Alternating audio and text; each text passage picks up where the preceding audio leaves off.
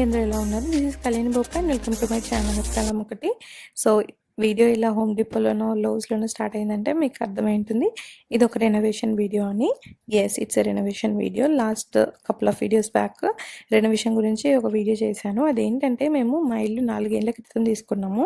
అప్పుడు కొన్ని things renovate చేసాము, కొన్ని చేయలేదు. మనీ కన్‌స్ట్రెయిన్ అండ్ కొన్ని ఇప్పుడే ఇల్లు తీసుకున్నాం కదా, ఇది చేస్తే సేఫో కాదో అన్న భయాలతోని చేయలేదు. అలాంటి థింగ్స్ ప్లస్ మేము మా ఫ్యామిలీ ఎదిగింది కాబట్టి మా అవసరాలు పెరిగినాయి కాబట్టి స్టోరేజ్ అవసరం ఉండే, ఇంకొన్ని చేంజెస్ కావాలి, లుక్ మారాలనిపించింది. సో అలాంటివి కొన్ని చేపిద్దామనేసి ఈసారి రెనోవేషన్ అనుకున్నాం అన్నమాట.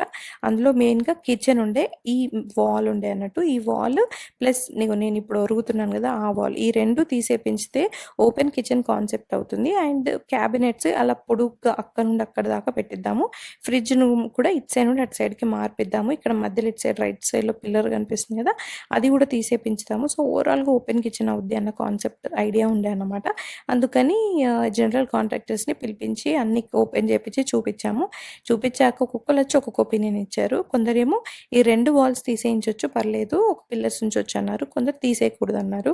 సో అలా వాల్స్ మీద డౌట్ ఉండే. నెక్స్ట్ క్యాబినెట్స్ విషయానికి వస్తే, క్యాబినెట్స్ ఇలాంటి పాత స్టైల్ ఆర్ ఇంతే హైట్ క్యాబినెట్స్కి వెళ్ళగలుగుతారు. బికాజ్ ఆ మీద క్యాబినెట్స్ మీద డబ్బాలాగా ఉంది కదా, అది తీసేయలేరు. ఎందుకనంటే దాంట్లో పైప్స్ ఉన్నాయని చెప్పారనమాట. 2 వాల్స్ మార్చక క్యాబిన్ హైట్ మారకపోతే కిచెన్ అన్నప్పుడు చాలా ఎక్స్పెన్సివ్ అవబోతుంది. నిజంగా వర్తా కాదా అన్న డౌట్ వచ్చిందనమాట.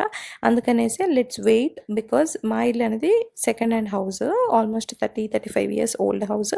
ఇంత ఇల్లు మీద ఇంత మనీ పెట్టడం వర్తా కాదా అన్న డౌట్ ఉంది. నాలాగే చాలామందికి కూడా కొత్త ఇల్లు కొనే సిచ్యువేషన్లో ఉండరు, ఈ ఉన్న పాతిల్లు సెకండ్ హ్యాండ్ హౌస్ మీద ఇంత వర్త్ పెట్టడం కాదన్న డైలమాలో ఉంటారనమాట. ఆ డైలమా వల్లే మేము ఈసారికి కిచెన్ రెనోవేషన్ ఆపాము. బట్ ఫ్యూ మోర్ థింగ్స్ చేయించుదామని అనుకున్నాం, అవి కూడా బడ్జెట్ ఫ్రెండ్లీలో అయ్యేలాగా. సో మాలాంటి స్టేజ్లో ఉన్న చాలామందికి ఇన్ఫర్మేషన్ హెల్ప్ అవుద్ది. ఈ రెనోవేషన్ ప్రాసెస్లో మేము చేస్తున్న థింగ్స్ ఏంటి, ఏం చేస్తున్నాం, ఎందుకు చేస్తున్నాం, ఎలాంటి బడ్జెట్ ఫ్రెండ్లీ ఆప్షన్స్ చూస్ చేసుకున్నాము, మేము చూస్ చేసుకున్న ఆప్షన్స్లలో మేము ఎన్ని హిట్ అయ్యాయి, ఎన్ని ఫ్లాప్ అయ్యాయి, ఇలాంటి అన్ని ఇన్ఫర్మేషన్ ఈ వీడియోలో చెప్పబోతున్నాను. So make sure to watch the video till the end. And ఇంకెవరికైనా యూజ్ అవుద్ది అనిపిస్తే వాళ్ళకి షేర్ చేయండి. సో ఈ